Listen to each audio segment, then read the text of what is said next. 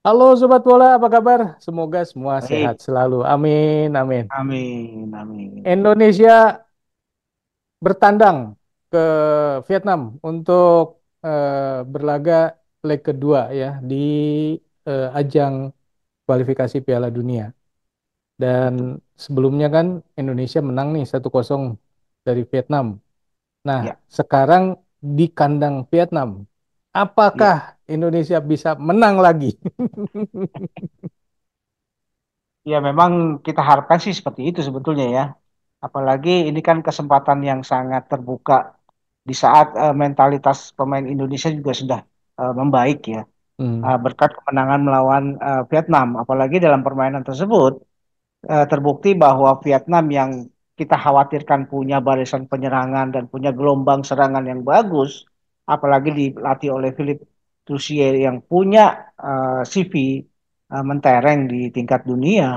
Ini juga kan artinya kita wajib khawatir tadinya gitu loh Hmm. melihat pertandingan di GBK ini akan menjadi sesuatu yang paling krusial. Tapi ternyata Vietnam ketika bermain di GBK hampir tidak selama 90 menit sangat kesulitan untuk mendekati gawang Indonesia. Hmm. Karena di situ ternyata barisan mulai dari barisan tengah dengan ada 5 pemain di sejajar di tengah, ditambah dengan kehadiran Jay Itzes, Justin Hubner dengan Rizky Ridho yang ternyata walaupun mereka baru bermain dalam sebuah tim, ini baru adalah kesempatan yang pertama, ternyata Jay Itzes juga bisa memperlihatkan pengalamannya yang sangat bagus.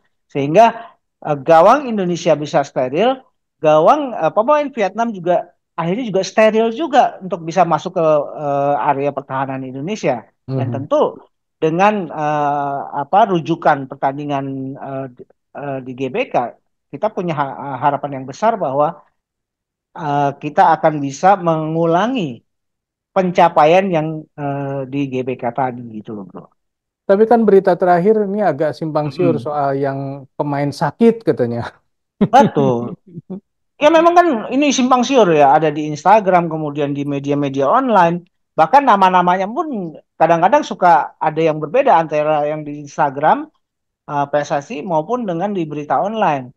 Tapi paling tidak memang tercatat ada beberapa nama seperti Justin Hubner katanya ya yang kena demam. Kemudian ada Rafael, ada Ivar, ada Witan, ada J. Itzes bahkan. Kemudian ada juga Yakob Sayuri. Tapi kan berita terakhir dari Ketua BTN ya, Pak Sumarji itu menyatakan bahwa per kemarin siang itu menyatakan bahwa pemain-pemain yang demam itu sudah kondisinya membaik. Tapi terlepas dari banyaknya pemain-pemain kita yang mungkin terserang demam, kalaupun itu berita itu benar ya, saya sih merasa belum belum kondisi ini belum mengkhawatirkan menurut saya ya. Hmm. Karena di sisi lain kita juga kan ketambahan lagi dua amunisi baru gitu loh. Di situ ada Ragnar Oratmangun, di situ juga ada Tom Hay. Dan kedua pemain ini memang kalau kita lihat pada posisi, kedua pemain adalah para pemain yang punya naluri menyerang yang lebih baik. Ragnar biasa bermain sebagai second striker. Dia bisa menjadi jembatan antara lapisan tengah dengan depan. Atau bahkan dia juga bisa bermain sebagai second striker. Sementara Tom Hay di sini lebih terlihat sebagai kreator-kreator serangan yang akan mulai menginisiasi dan mengambil inisiatif untuk melakukan penyerangan. Nah, cuma kan persoalannya adalah dalam berita-berita yang pemain terserang demam itu ada Justin Hubner ya sebetulnya. Hmm. Nah, di sini nih yang saya agak mengkhawatirkan sebetulnya.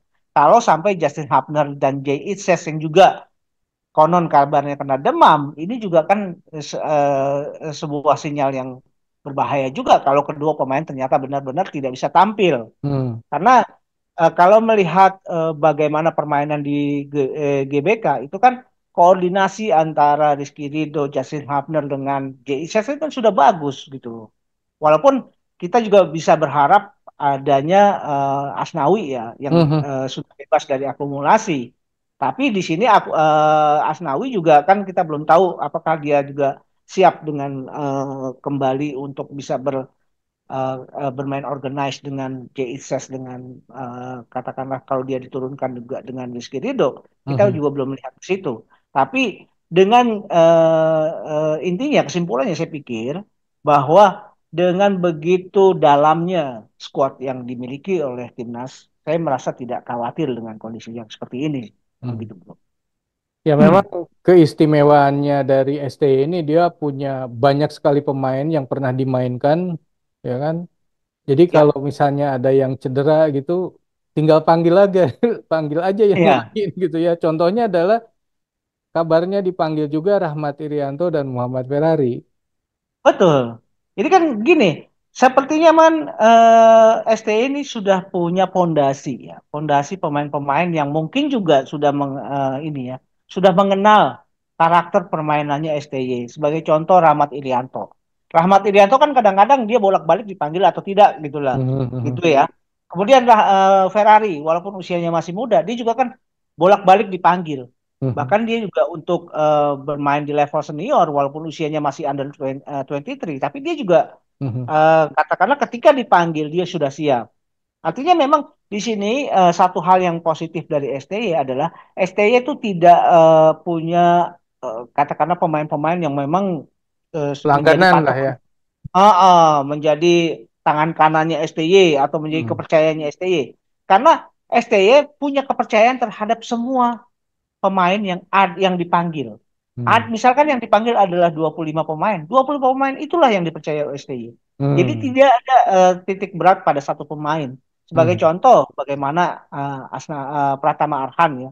Pratama Arhan kan juga sempat sepertinya kita melihat ini adalah orang yang sangat dipercaya oleh STY.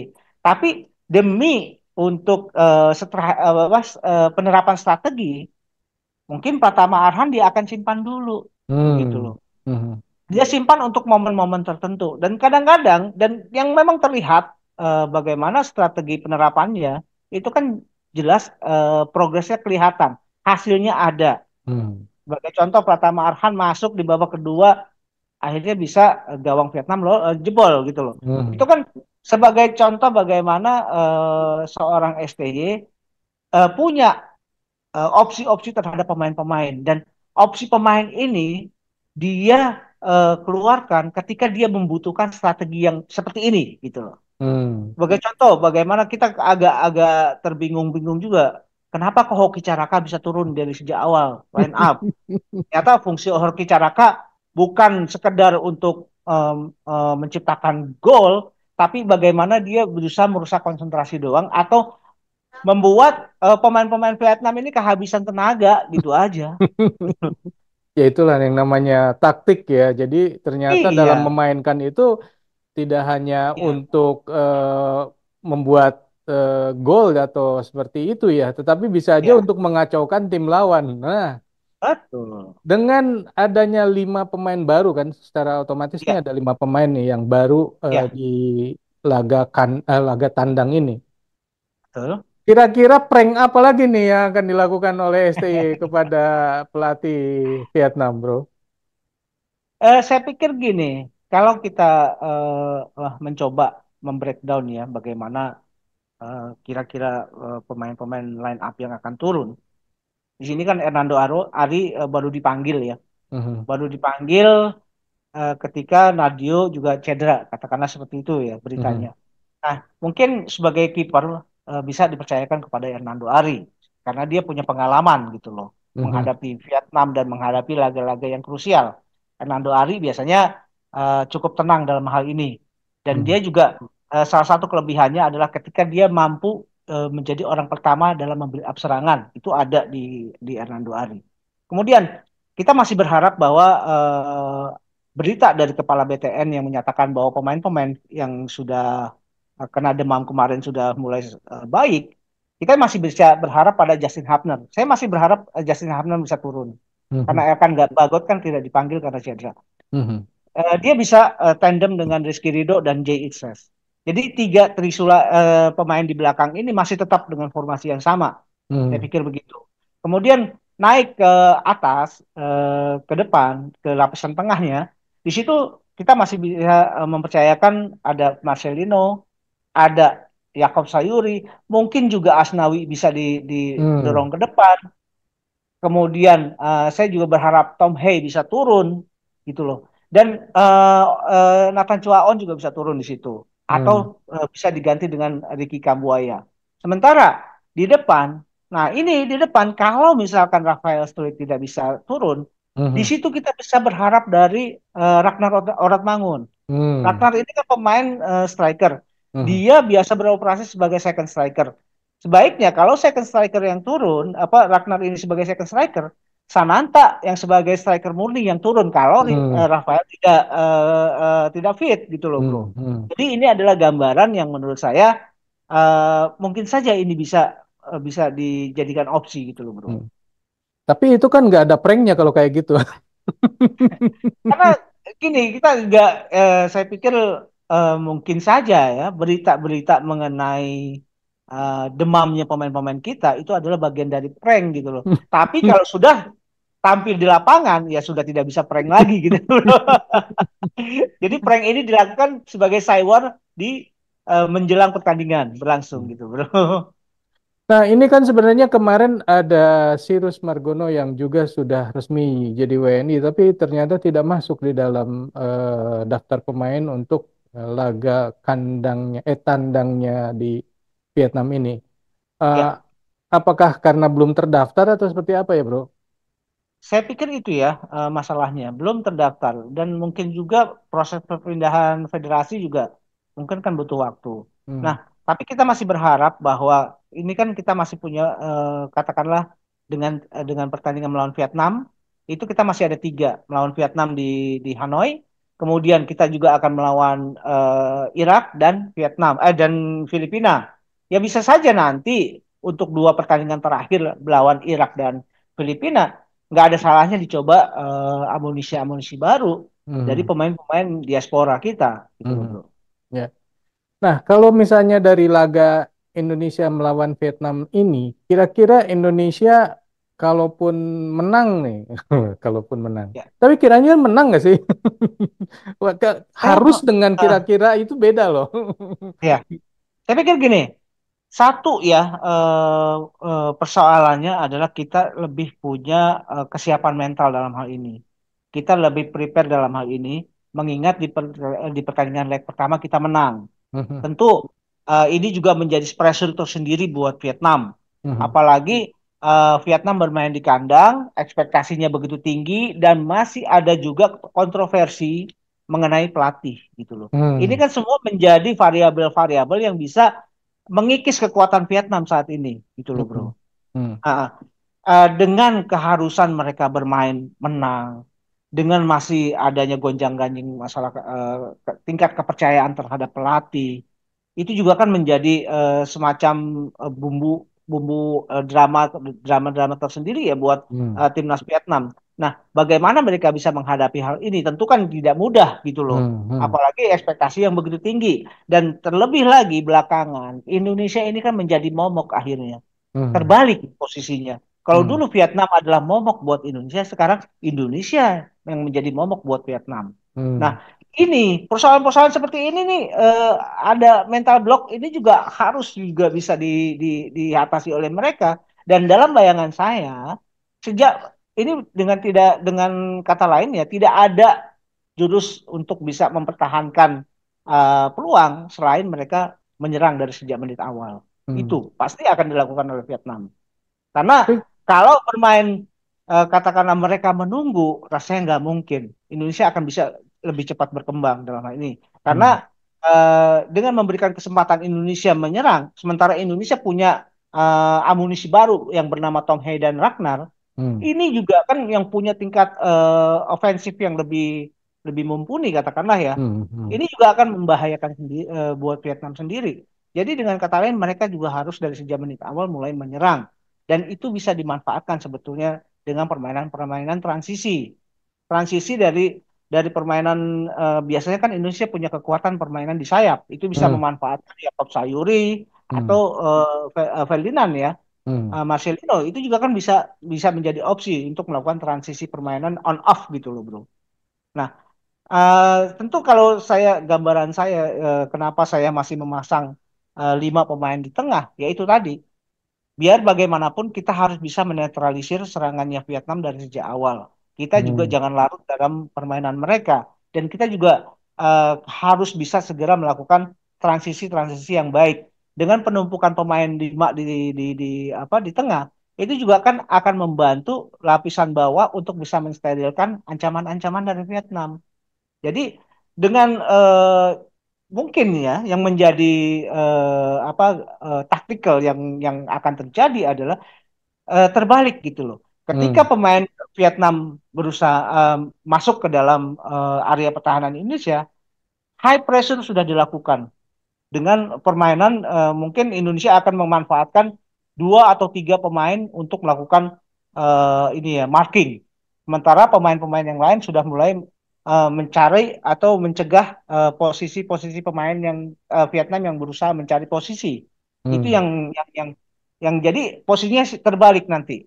Ketika di GBK kan kelihatan Vietnam yang mengurung pemain Indonesia ketika pemain Indonesia memegang bola dan ini akan terjadi terbalik kalau menurut saya Hmm.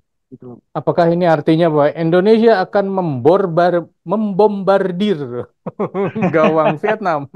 Jadi golnya 4 gitu, mungkin 4-0. Kan dalam sepak bola tidak ada yang tidak mungkin ya. Mungkin saja. Jadi juga kita juga tidak boleh terlalu jumawa dalam hal ini ya. Walaupun di pertandingan leg pertama kita menang, bukan berarti Vietnam dengan mudah dikalahkan gitu loh. Iya, Walaupun betul. kita punya amunisi baru Ragnar dan Tom Hey, tetap aja kita harus waspada dengan Vietnam. Karena Mhm. eh, dukungan penonton juga ada apa sebuah misteri sendiri ya. Dukungan penonton itu bisa menjadi positif, itu juga bisa menjadi negatif. Tinggal Hmm. bagaimana pemain Vietnam dan strategi dari Philipp Lucian itu bermain gitu loh. Hmm. Kalau dia bisa bermain dengan gaya yang atraktif dan kemudian banyak menciptakan peluang, bukan tidak mungkin dukungan penonton ini menjadi aura positif tersendiri buat pemain Hmm. Vietnam dan bisa menjadi bahaya juga buat Indonesia. Nah, tinggal itu tadi bagaimana jangan sampai aura positif Vietnam itu juga akan merasuki ke fans-fansnya. Nah, ini yang harus dicegah. Cegahnya ya jangan sampai pemain Vietnam itu punya peluang. Itu aja Hmm. sih sebetulnya. Hmm. Kalau mereka punya peluang, tentu aura penonton akan lebih ini ya, lebih bergemuruh lah katakanlah Hmm. Hmm. untuk bisa menciptakan peluang-peluang selanjutnya gitu loh, Bro. Nah, mengenai kebiasaan pemain Vietnam yang apa jagoan gitu ya, jagoan main kasarnya dan tanpa kartu gitu ya.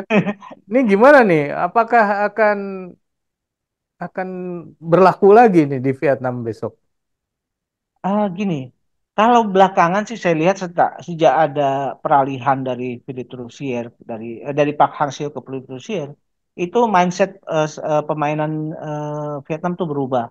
Mereka lebih memanfaatkan, lebih mengutamakan permainan organisasi yang melihat pada positioning gitu loh. Hmm. Itu yang saya lihat dari Philipp Rosier. Sementara zamannya Park Hang-seo lebih mengutamakan militansi gitu loh. Dan Hmm. ini juga akan merubah gaya permainan mereka. Jadi saya lihat pemain Vietnam di bawah Philipp Rosier lebih smooth ya, lebih lebih tidak gerasak gerusuk seperti zamannya Pak Hang-seo.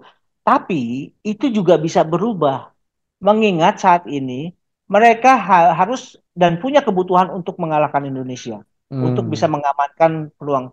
Dan kalau itu yang terjadi, bisa saja setelan pabriknya keluar, bro. Karena ya itu tadi, secara mental mereka harus harus tertekan ya, mental Hmm. mereka tertekan, mereka juga harus menjawab ekspektasi para penikmat sepak bola Vietnam. Itu yang bisa membuat mereka kehilangan akal akal sehat dan itu yang juga bisa memicu permainan jadi lebih kasar bagi mereka. Hmm. Mudah-mudahan sih itu nggak sampai terjadi dan tidak akan melukai lah gitu loh. Hmm. Jangan sampai cedera lah pemain Indonesia. Kasarnya nggak apa-apa sih, cuman buat kartu merah aja ya. Jadi kasih kartu merah, tapi jangan sampai ada yang cedera di kita kan gitu ya. Iya betul. Buat mancing kartu merah gitu nggak apa-apa. Kalau bisa dimanfaatkan tuh bagus loh. Wah, iya kan. Oke, Sobat Bola, itulah obrolan kita mengenai kira-kira seperti apa laga Indonesia melawan Vietnam di kandang Vietnam tanggal 26 Maret besok. Eh, Menurut Sobat sendiri, apakah Indonesia akan menang lagi? Dan kalau menang lagi, apakah lebih banyak golnya? Jadi 4-0 misalkan gitu. Atau berapa? Silakan tulis di kolom komentar. Dan kenapa kira-kira eh, kekalahan Vietnam ini akan terjadi nanti? Sekian dulu obrolan kita. Kita lanjut di obrolan lain. Sampai jumpa. Bye. Thank you, bro.